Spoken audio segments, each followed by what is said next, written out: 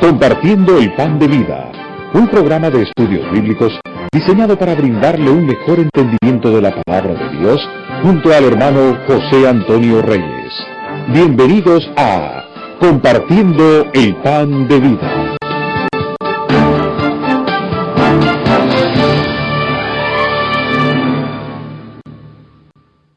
Bienvenido a nuestro estudio bíblico de hoy. Soy el hermano José Antonio Reyes. Le doy la bienvenida a este estudio en el cual estudiaremos el capítulo 10 del Evangelio según San Marcos. Recuerde que estamos haciendo estudios expositivos de la palabra de Dios y la Biblia es nuestro libro de texto. Por lo tanto, le invito a que usted consiga la Biblia, la abra en el capítulo 10 de San Marcos, tome papel, lápiz, tome notas de la lección y compártala luego con otras personas. También recuerde que tenemos una guía de estudio que debe de acompañar estos estudios bíblicos. La enviaremos totalmente gratis a usted. Es una guía que tiene bosquejada las 13 lecciones que estaremos usando en el estudio de San Marcos. Esta la enviaremos si usted nos escribe a la dirección que vamos a dar al final del programa.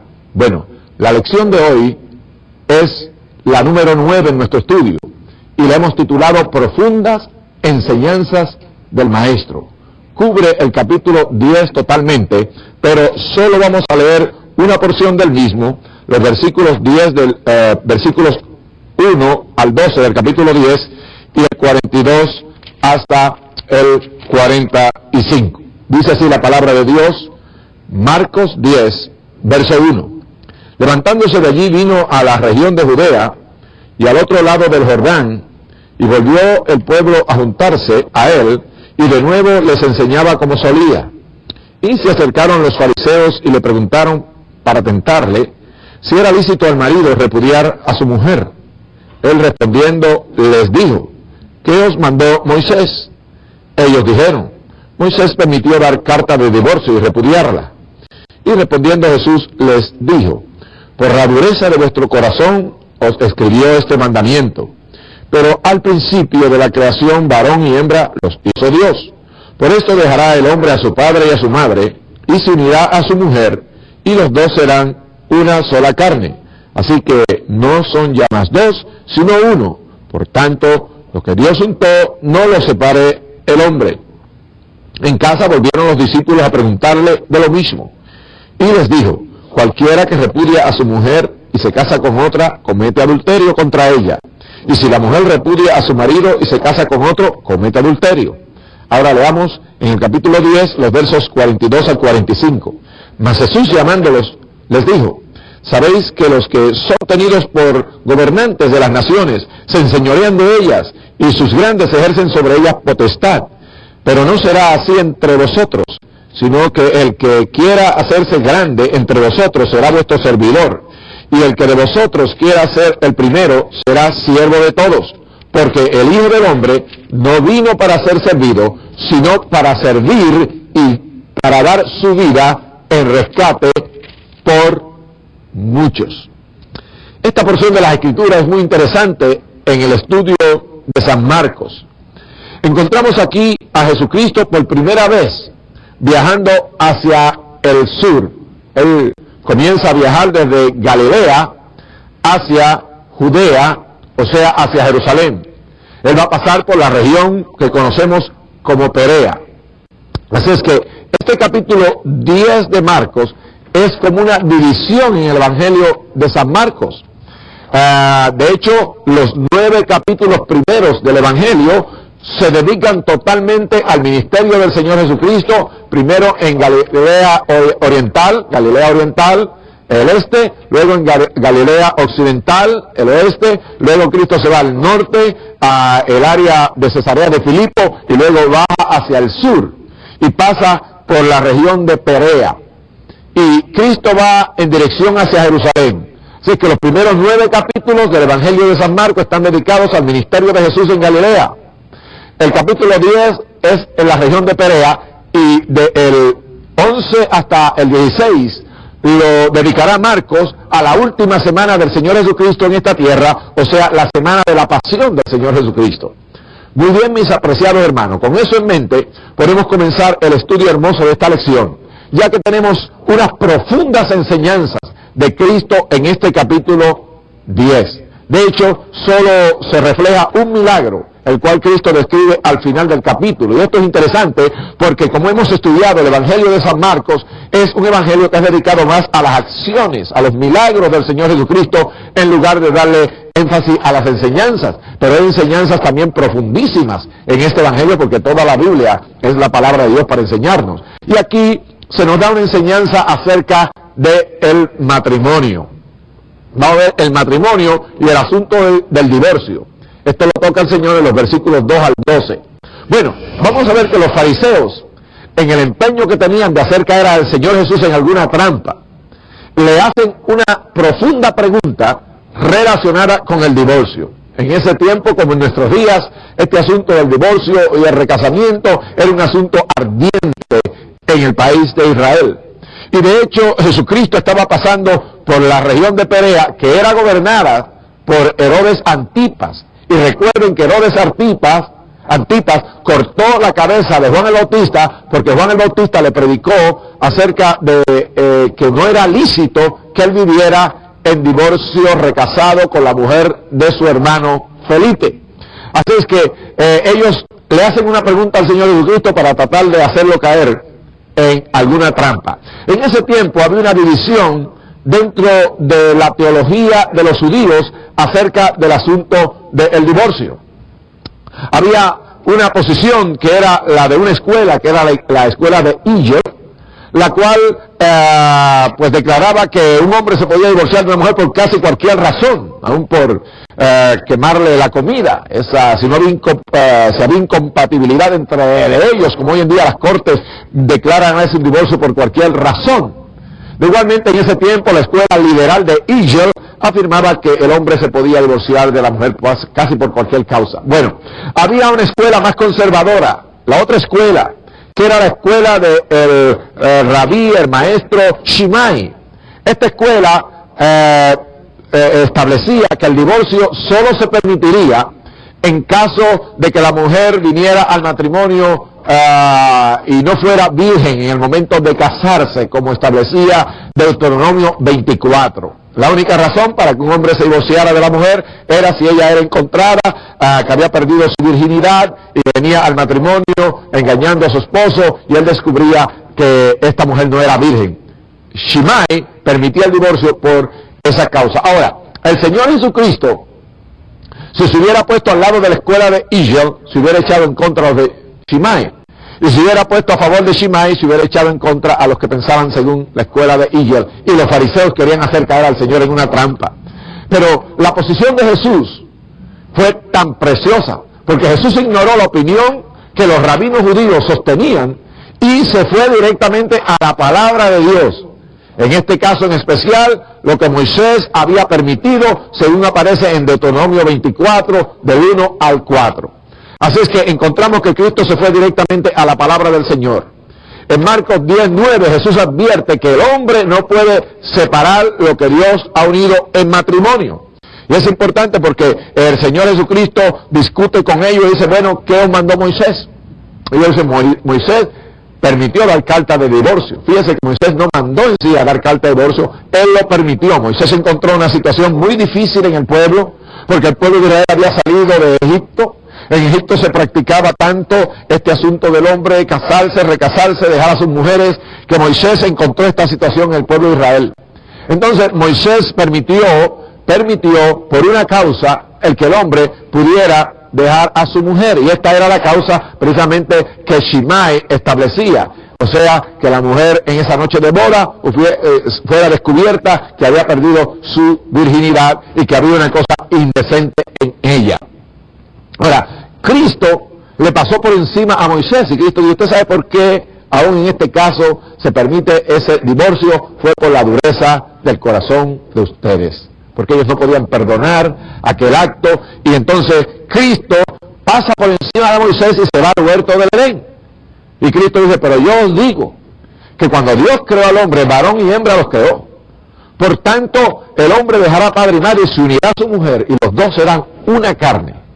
Y afirmó Cristo que el hombre no separe lo que Dios unió.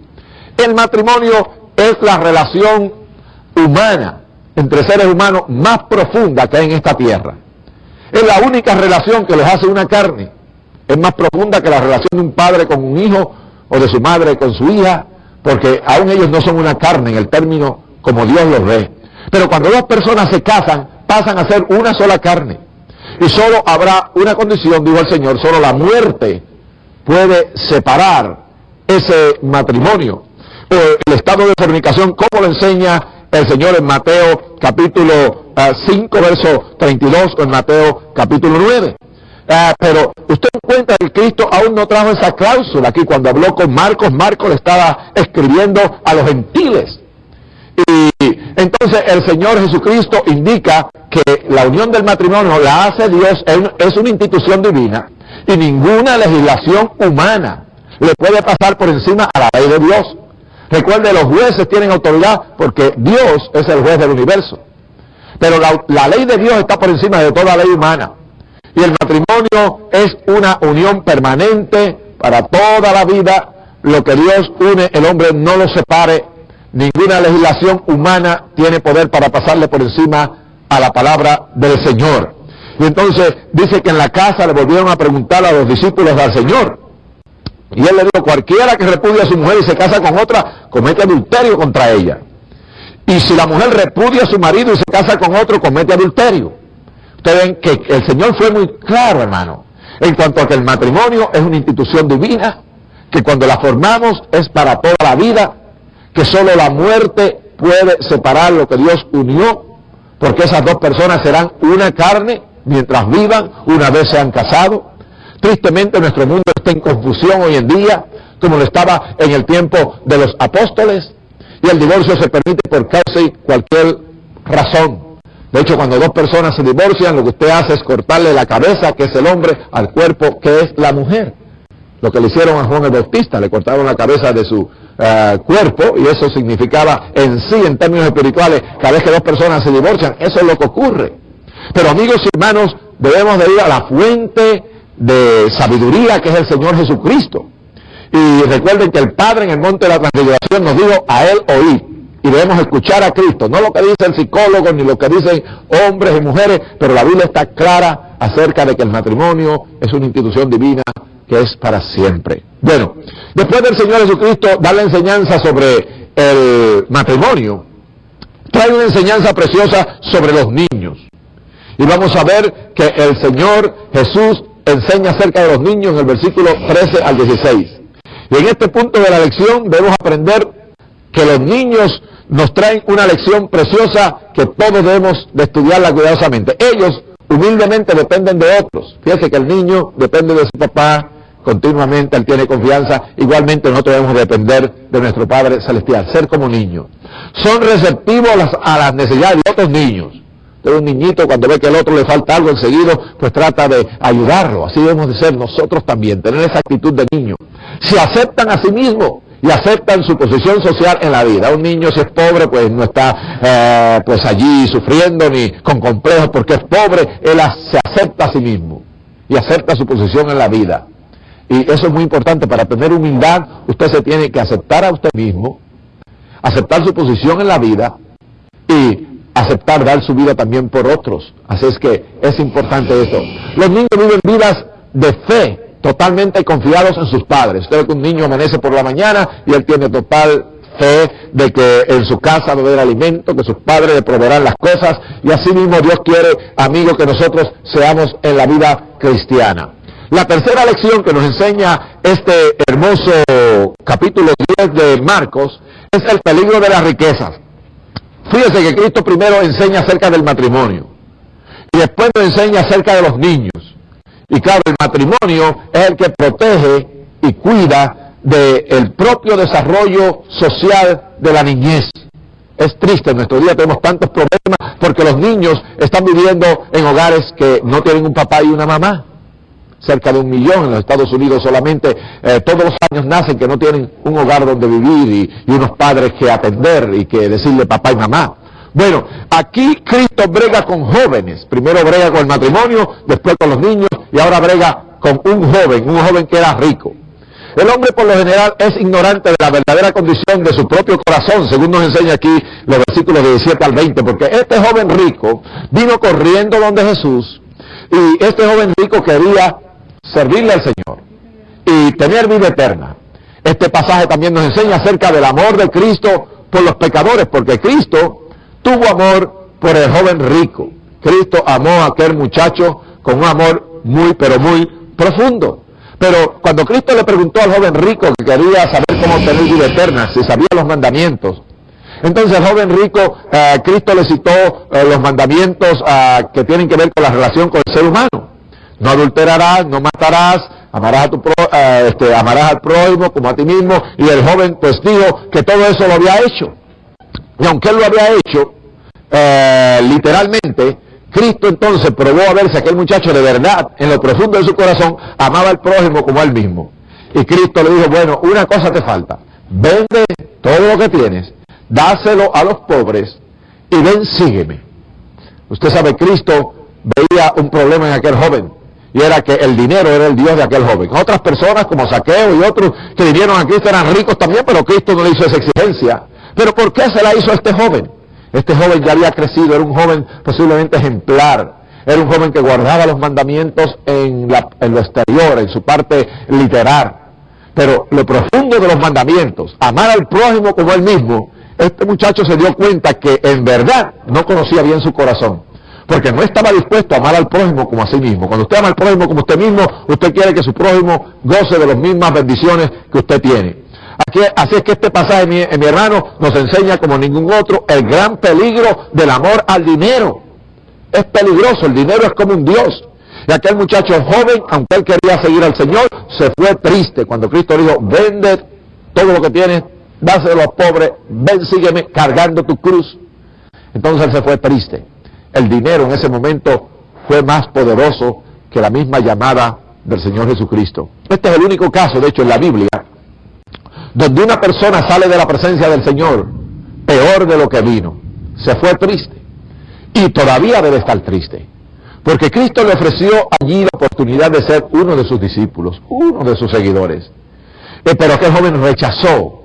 Y cuando él se fue, los discípulos dijeron, Señor, qué difícil es entrar en el reino de los cielos. Cristo dijo, es más fácil un camello entrar por el ojo de una aguja que un rico entrar en el reino de los cielos.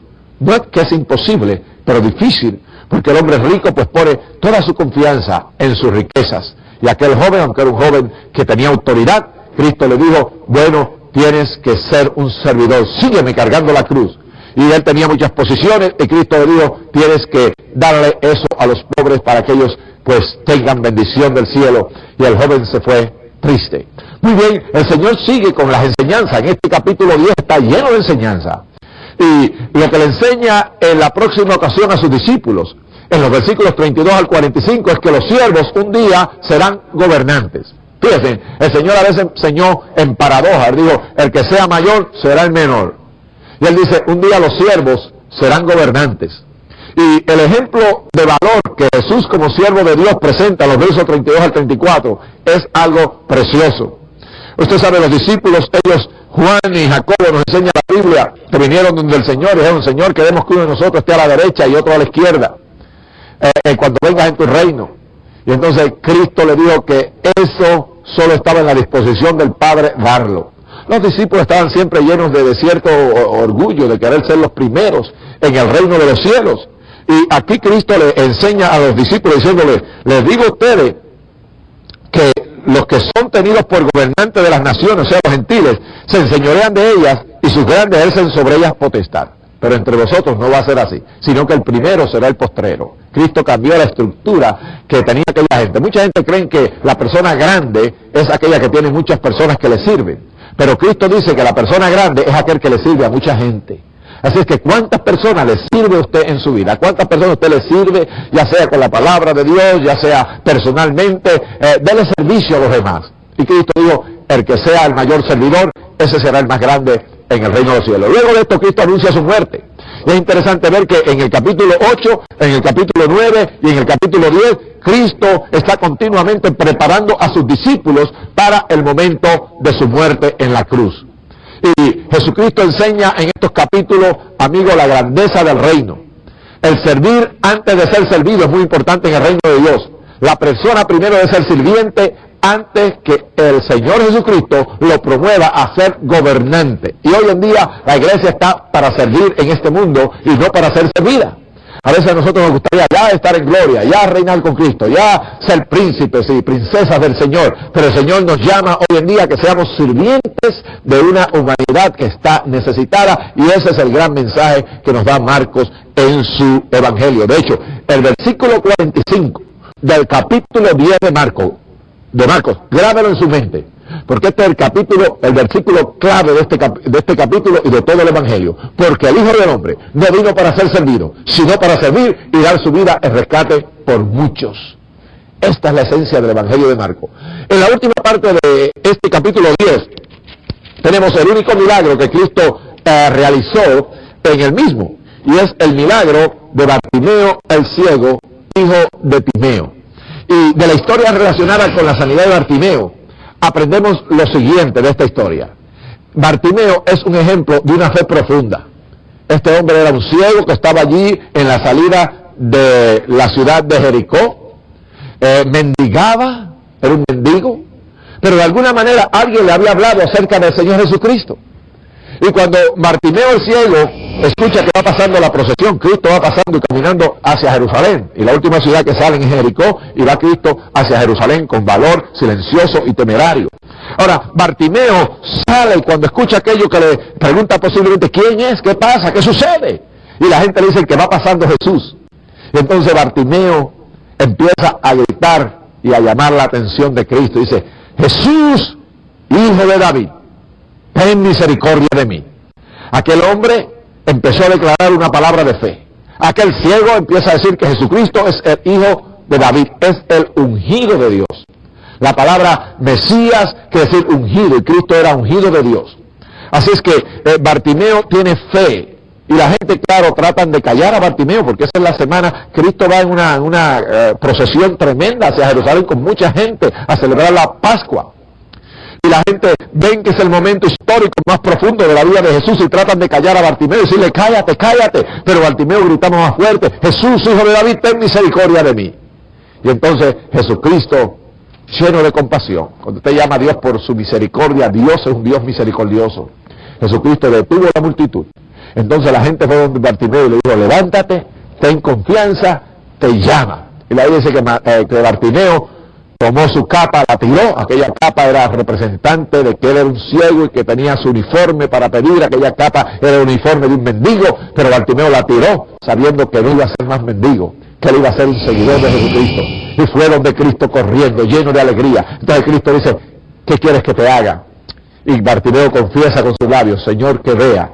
Y Cristo dijo, ve, como creíste te se ha hecho. Y la Biblia nos dice que Bartimeo recobró su vista inmediatamente y siguió a Jesús en el camino hacia Jerusalén. Aquella marcha posiblemente fue llena del gozo más grande, cuando Bartimeo, lleno de agradecimiento, se une con ellos para ir hacia Jerusalén con el Señor Jesucristo. Él entró en Jerusalén como el Salvador del mundo, también como el sanador de los enfermos, el libertador, el ungido de Dios. Todo aquel que con fe sencilla, mi amigo, ha buscado al Maestro, ha descubierto el hecho glorioso de que Él les ha otorgado vista espiritual. Los hombres están ciegos, necesitan vista espiritual. Sus ojos han sido abiertos de estas personas para ver cosas eternas, nunca antes vistas, de manera que puedan seguir al Maestro con gozo en ruta hacia la ciudad celestial. Allí verán al Rey en toda su belleza y estarán con Él por toda la eternidad. Todos nacemos ciegos espiritualmente y necesitamos venir a Jesucristo para recibir vida espiritual. La Biblia dice que cuando usted viene a Cristo, los ojos de su entendimiento son alumbrados. Satanás ha cegado los ojos de este mundo para que no vean a Cristo. Pero cuando usted con fe llama por Cristo, dice, ten misericordia de mí, Jesucristo le va a dar a usted una nueva vida y Él le va a iluminar los ojos de su entendimiento para que usted conozca y le sirva a Jesucristo como lo hizo Bartimeo. Y en este día usted tiene una oportunidad también de recibir vista espiritual al venir a Jesucristo. Él le dará entendimiento de la palabra para que usted pueda ver la faz del Hijo de Dios. Él vino a buscar y a salvar lo que se había perdido. Recuerde, Jesucristo vino para dar su vida, para servir. Y en este día Él sigue sirviendo todavía. Él sigue sirviendo, Él sigue buscando a los pecadores. Y en este momento Él está pasando por su casa. Está pasando por este lugar donde usted está viendo este programa. Y Él le está llamando a usted. ¿Confesará usted a Cristo como Bartimeo? Y le dirá, ten misericordia de mí. Hágalo ahora mismo. Voy a orar por usted. Oremos. Padre, gracias porque eres el mismo ayer, hoy, por los siglos. Te pido por mi amigo que ahora mismo, Señor, él quiere recibir vista espiritual. Padre, sálvalo ahora mismo. Como hiciste con Bartimeo, dale vista, Señor amado, en su entendimiento espiritual. Y si aún está ciego físicamente, tú puedes sanarlo, porque por tu llaga fuimos nosotros curados. Padre Celestial, ayúdanos a ver a Jesucristo a través de las Escrituras. Ábrenos las Escrituras cada día para ver la faz de nuestro Señor y gozarnos en el gozo de caminar contigo. En el nombre de Jesús te pido esto. Amén y amén.